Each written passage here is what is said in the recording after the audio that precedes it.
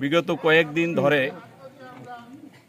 কিছু কুচক্রী মহল, ষড়যন্ত্রকারী, সন্ত্রাসী, চাঁদাবাজ, মাদকসেবী, পতিত স্বৈরাচার ফ্যাসিস্টের দোসর, এরা লোহালী ইউনিয়ন বিএনপির সভাপতি জনাব কামাল হোসেন মির্জাকে জড়িয়ে এবং দলকে জড়িয়ে যে মিথ্যা অপপ্রচার, অপবাদ এবং কুরুচিপূর্ণ মন্তব্য করেছেন, তারা এই লোহালিয়া পালপাড়া বাজার জামে মসজিদের ইটের ব্যাপারে কিছু অপপ্রচার চালিয়েছে এবং নদীর মাটি কাটা নিয়েও তার বিরুদ্ধে মিথ্যা প্রোপাগান্ডা ছড়িয়েছে। তাকে ছোট করার জন্য, তাকে প্রতিপন্ন করার জন্য সামাজিকভাবে, মানসিকভাবে, রাজনৈতিকভাবে তাকে ক্ষতিগ্রস্ত করার হীন মানসিকতায় একদল অসাধু লোক, লেবাসধারী, তারা সমাজে তো কোনো উন্নয়ন করেই না, সমাজের স্বার্থে কোনো কাজ করে না। আজকে আমাদের পরিবারকে ছোট করার জন্য, আমার ভাই কামাল মির্জাকে ছোট করার জন্য এবং এই লোহালী ইউনিয়ন বিএনপিকে ছোট করার জন্য এই কিছু কুচক্রী মহল, যারা এই ইউনিয়নের কোনো উন্নয়নে, কোনো ভালো কাজে তাদের কোনো অবদান নাই, তারা সবসময় এই দুষ্কৃতকারী, তারা সন্ত্রাসীদের আশ্রয় প্রশ্রয়দাতা, এই মাদক সেবীদের আশ্রয় প্রশ্রয়দাতা, তারা এই কাজগুলো করতেছে। কামাল মির্জার মধ্যে যে অভিযোগ, যে অপবাদ যাই আনছে, এটা সম্পূর্ণ মিথ্যা, বানোয়াট এবং মিথ্যা প্রোপাগান্ডা। আমরা এই লোহালী ইউনিয়নবাসী এর তীব্র নিন্দা এবং প্রতিবাদ জানাই এবং আপনাদের মাধ্যমে আইন শৃঙ্খলা বাহিনীদের বলবো, অতি দ্রুত এই অসৎ লোকদের, এই ষড়যন্ত্রকারীদের, তাদের বিরুদ্ধে আইনানুগ ব্যবস্থা নেওয়ার জোর দাবি জানাচ্ছি। আজকে মানববন্ধনের কারণ আমাদের ইউনিয়ন বিএনপি সভাপতি জনাব কামাল হোসেন মির্জার বিপক্ষে কিছু আওয়ামী লীগ, সন্ত্রাসী এবং ফ্যাসিস্টের দোসর কিছু আছে আমাদের এলাকায়। তারা দুষ্কৃত লোকেরা তারা মানে অপপ্রচার চালাচ্ছে যে কামাল মির্জা মাটি বেচছে চরের, কামাল মির্জা মসজিদের ইট নিয়েছে। আসলে এগুলো সব ভুয়া, ভিত্তিহীন। কামাল মির্জা আসলে তারা সম্ভব পরিবারের লোক, তাদের সব কিছু আছে। আমরা চাচ্ছি এই যে যারা এই অপপ্রচার চালাচ্ছে তাদের বিরুদ্ধে আপনাদের মাধ্যমে তীব্র নিন্দা প্রতিবাদ জানাই। আজকের এই কামাল মির্জা সাহেবকে হেয় প্রতিপন্ন করার জন্য এবং তার রাজনৈতিক ক্যারিয়ারের জন্য প্রতিহিংসাবশত তার বিরুদ্ধে এই মসজিদের ইট চুরি কিংবা এর আগে তার ঘাড় থেকে মাথা সরিয়ে দিয়ে তাকে অন্যভাবে এডিট করে তার বিরুদ্ধে অপপ্রচার চালিয়েছে।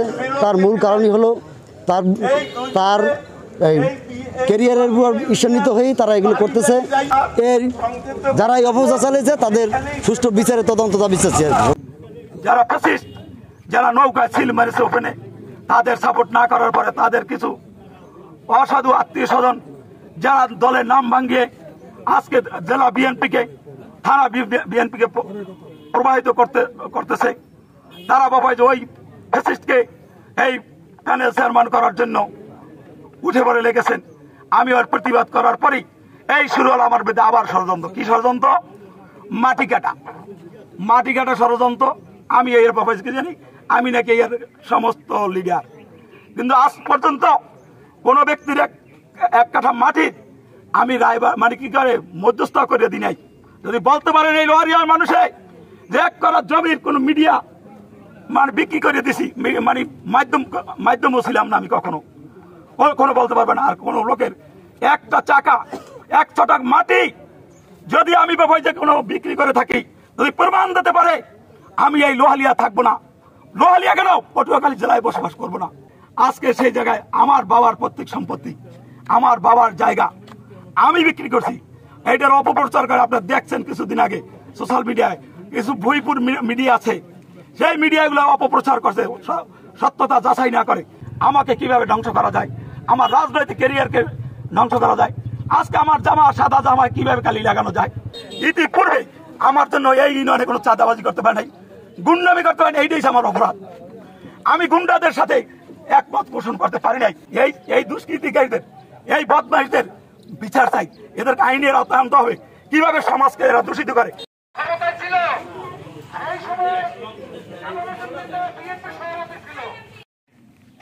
আস্তে আস্তে যাবেন না, থাকবে না, এক বছর পরে থাকবে না, কিন্তু কেউ তো কেউ নেতৃত্ব দেবে। কামাল মেদা লাল ইউনিয়নের বিএনপি সভাপতি, তাকে যদি আমার ভালো না লাগে, তাকে যদি আমার পছন্দ না হয়, বিরুদ্ধে আমি মিডিয়ার সামনে ওপেনে আমি তার বিরুদ্ধে ষড়যন্ত্র করতে পারি না। যদি দলের যদি তার কোনো ভুল থাকে, অন্যায় থাকে, অপরাধ করে থাকে, সেটা আমরা তাকে বিভিন্ন ভাবে এর ভিতরে কোনো ভুল ত্রুটি থেকে সংশোধন করার চেষ্টা করবেন, কিন্তু এক বিএনপি আরেক বিএনপি পিছনে লাগবেন না।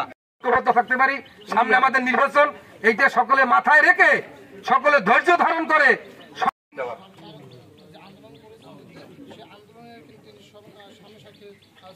আবার ঐক্যবদ্ধ থাকার আহ্বান জানিয়ে উপস্থিত সকলকে ধন্যবাদ জানিয়ে এবং লোহালিয়া ইউনিয়ন বিএনপির মন রক্ষা করে চলা সম্ভব না। তো যাই হোক, বক্তৃতা দীর্ঘ হইতেছে।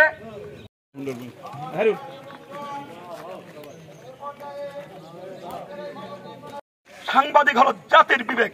আজকে যদি আমার বিরুদ্ধে কোনো অভিযোগ আপনারা পান, আমার সাক্ষাৎকার স্বৈরাচারের আস্তানা, ষড়যন্ত্রকারীদের আস্তানা,